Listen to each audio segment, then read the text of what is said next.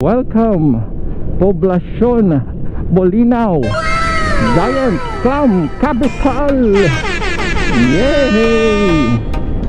So Giant Clam Capital kasi maraming giant clam dito.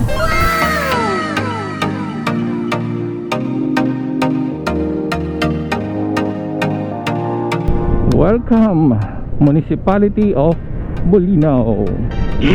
So nandito na yung kanilang munisipyo, ginagawa to ewan ko, kamustahin natin ang lagay ng kanilang munisipyo. Ayan ay wow. Wow, tingnan mo naman. Diba, may bakod. Pero dito tayo, di masyado makita pero nakapaling na yung ulo ko. Ayan ganda nung ha? Municipality of Bolinao. Ganda na ng kanilang munisipyo. Yun. Tapos dito ang kanilang tourism office. Ayan. Ang ating mga kaibigan sa tourism office, shout out sa inyo.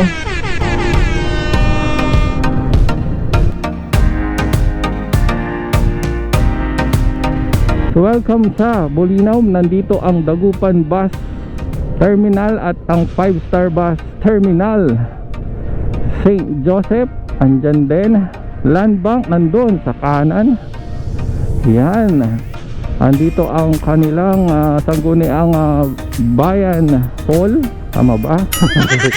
Tapos ang kanilang gymnasium nasa tapat. Ayan ang gymnasium nila. Mukhang merong okasyon din sa gymnasium. Ito ang kanilang munisipyo. Ayan, so magiging old na nila to, old na munisipyo. And then ang Senyor Santiago Church. Ayan, diba marami nang nagtitinta sa gilid. So dito tayo. Tapos ito yung bilihan ng binungay sa mga gustong bumili. Ayan yung store nila, bilihan ng binungay yan sa gilid doon. Ayan, gilid ng simbahan ito. So maraming nagtitinda dito sa gilid. Ayan. And then di ko alam kung anong barangay ito May barangay hall. And then ang kanilang plaza dito. At ang kanilang public market. Ayan, Bolinao People's Market. Yes, yan yung Bolinao. Siyempre hindi kompleto ang bayan kung wala yung 7-Eleven. Nandun ang 7-Eleven nila dito. Hindi ko nasabi kanina yan Nandun ito yung kanilang municipal hall na luma, na mapapalitan na ng bago nilang municipal hall. Ayan.